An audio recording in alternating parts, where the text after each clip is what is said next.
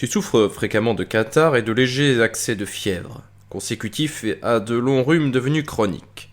Cela me chagrine d'autant plus que je suis moi-même sujet à ce genre d'affection.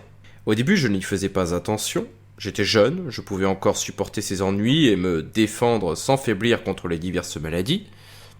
Plus tard, j'ai succombé à leurs assauts et j'en suis arrivé à fondre complètement. Je suis devenu d'une maigreur extrême. Bien souvent, l'envie m'a pris de mettre fin à mes jours, mais le grand âge de mon père, que j'adorais, m'a retenu. Je n'ai pas pensé au courage que j'aurais pour mourir, mais au courage qui lui manquerait pour supporter ma perte. Je me suis donc imposé de vivre. Le simple fait de vivre est parfois un acte de courage. Quelle consolation ai-je alors trouvé? Je vais te le dire, mais je voudrais d'abord te montrer que les pensées qui m'ont apporté la paix eurent sur moi l'effet d'un médicament. Les consolations qu'apportent les réflexions morales ont une vertu curative, et tout ce qui relève l'âme est aussi utile au corps. Mes études m'ont sauvé. C'est à la philosophie que je dois mon rétablissement et le retour de mes forces. Je lui dois la vie, et c'est la moindre de mes dettes à son égard. Mes amis ont beaucoup contribué à ma guérison en me soulageant par leurs exhortations, leurs nuits de veille, leurs entretiens.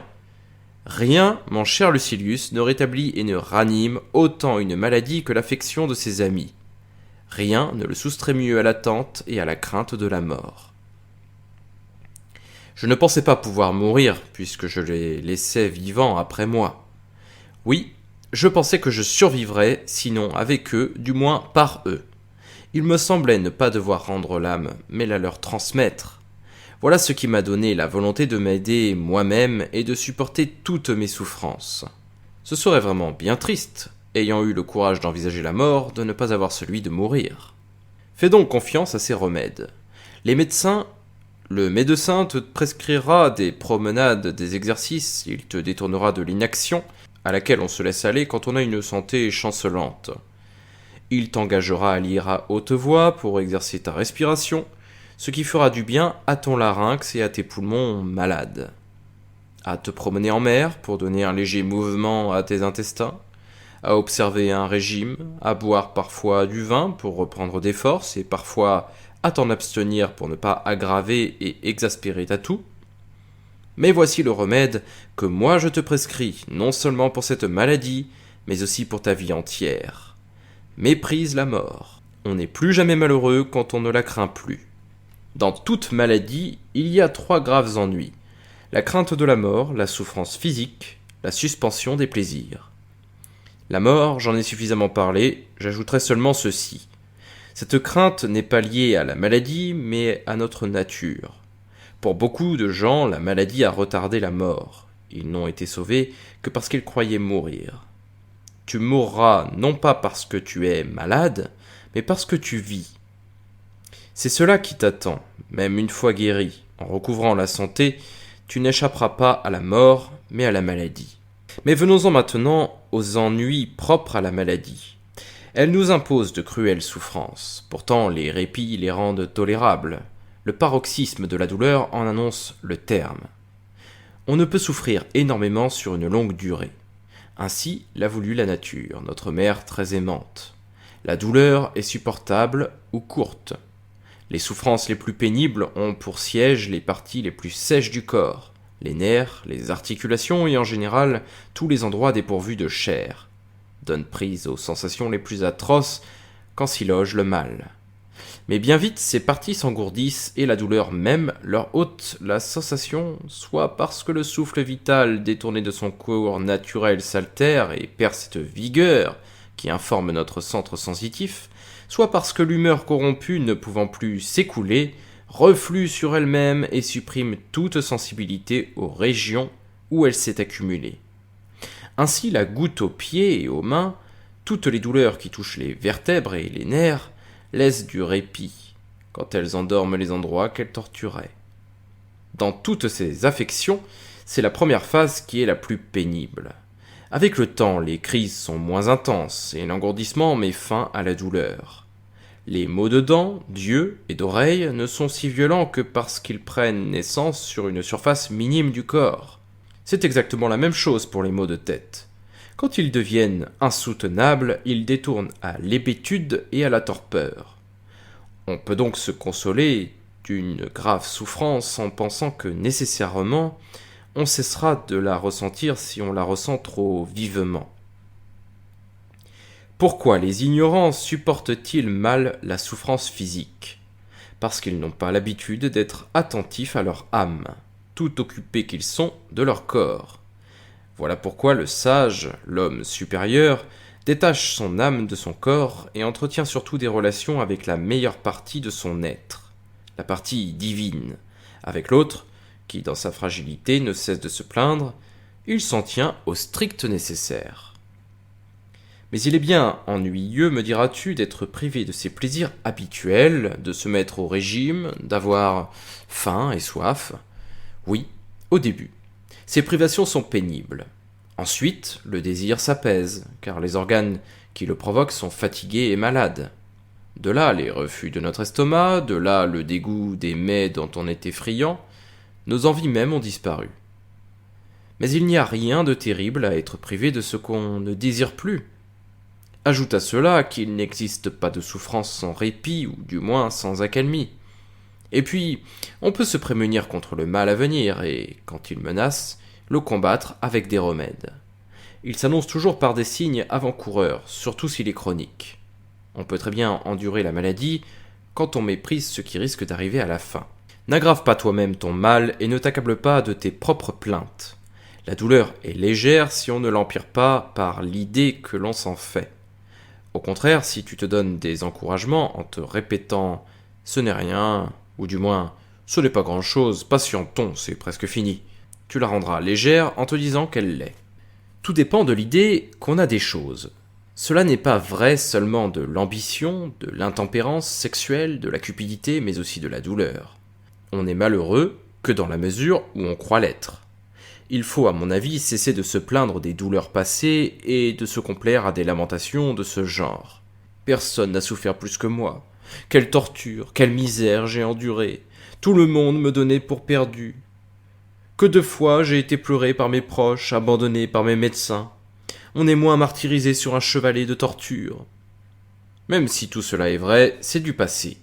À quoi bon revenir sur des souffrances disparues et se rendre malheureux parce qu'on l'a été ? Il est certain qu'on exagère toujours son mal et qu'on se ment à soi-même. Et puis, on a plaisir à mettre au passé des moments particulièrement pénibles. Il est naturel qu'on se réjouisse de voir finir son mal. Il y a donc deux défauts à extirper. La crainte de la mort d'une part, le rappel des misères qu'on a endurées d'autre part. Ceci ne m'intéresse plus. Cela ne me touche pas encore. Il faut dire, au moment même où l'on se trouve aux prises avec les difficultés, peut-être m'en souviendrai-je un jour avec plaisir. Il faut lutter de toutes ses forces contre la douleur. On sera vaincu si on recule. On vaincra si on tient bon face à elle, mais que font la plupart des hommes ? Ils attirent sur leur tête la chute qu'il eût fallu empêcher. Cette masse nous menace, elle est sur notre tête, elle va s'écrouler. Si tu te retires, elle te suit et s'écrase plus lourdement sur toi. Si au contraire tu restes ferme, si tu décides de résister, tu la repousseras. Regarde les athlètes. Que de coups ils reçoivent sur la figure et sur tout le corps. Et pourtant ils supportent tout par amour de la gloire. Et s'ils font preuve d'une telle endurance, ce n'est pas seulement parce qu'ils combattent, mais aussi pour arriver à combattre. Car leurs exercices d'entraînement sont eux-mêmes de terribles souffrances. Nous aussi, nous devons remporter la victoire. Le prix n'en sera pas une couronne, ni une palme, ni une fanfare qui imposerait le silence pour la proclamation de notre nom. Ce sera la vertu, la force morale, la paix définitive si, une fois au cours d'un combat, nous avons renversé la fortune. Mais je sens une vive douleur. L'ennemi est plus dangereux pour les fuyards, de même, les misères imposées par le sort menacent davantage celui qui recule et tourne le dos. Mais j'ai mal. Et quoi ? Notre force ne nous sert-elle qu'à porter des charges légères ? Que préfères-tu ? Une maladie longue ou violente et brève ? Si elle est longue, elle a des intermittences, elle donne des occasions de se rétablir et laisse beaucoup de temps.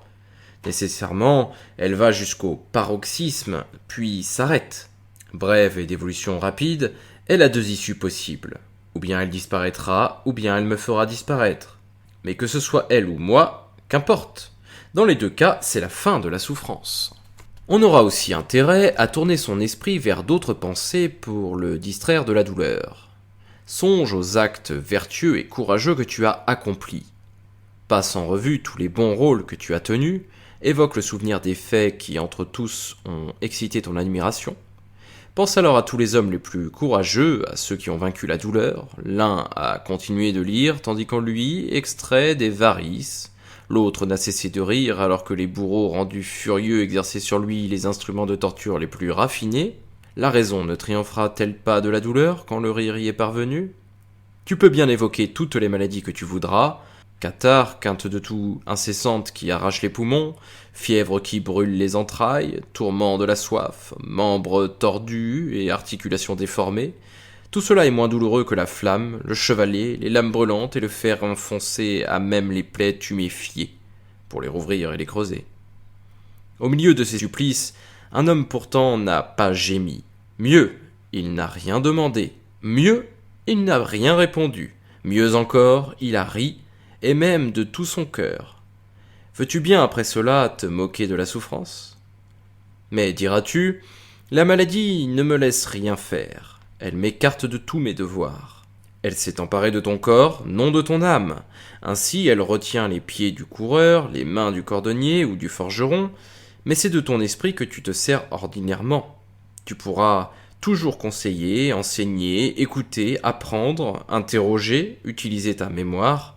N'est-ce rien pour toi que d'être un malade patient ? Tu montreras alors qu'on peut triompher de la maladie, ou du moins la supporter. Crois-moi, même dans un lit, on trouve l'occasion de faire preuve de courage. Ce n'est pas seulement sous les armes et sur le champ de bataille qu'on peut montrer une âme énergétique et intrépide. Même sous les couvertures, on reconnaît un homme courageux. Tu as de quoi faire lutte vaillamment contre la maladie. Si elle ne t'impose pas sa loi, si elle ne gagne rien sur toi, alors tu offres un bel exemple. Ah, quel beau sujet de gloire si nous pouvons être vus lors de nos maladies. Sois donc ton propre spectateur. Fais ton propre éloge. Par ailleurs, il y a deux sortes de plaisirs. Ceux du corps, la maladie les interrompt, sans pour autant les supprimer. Et même pour être exact, elle les stimule. Quand on a soif, on trouve plus de plaisir à boire. On trouve de la nourriture plus savoureuse quand on a faim. Après une période de diète, on mange tout ce qui se présente avec plus d'appétit. Mais les plaisirs de l'âme, qui sont plus élevés et plus sûrs, aucun médecin ne les interdit aux malades. Quand on les recherche et qu'on sait en user, on ne peut que mépriser tout ce qui flatte les sens. Oh, le pauvre malade. Et pourquoi ? Parce qu'il ne fait pas fondre la neige de son vin ? Parce qu'il ne peut rafraîchir le mélange qu'on lui a versé dans une coupe géante, en rajoutant une couche de glace pilée ?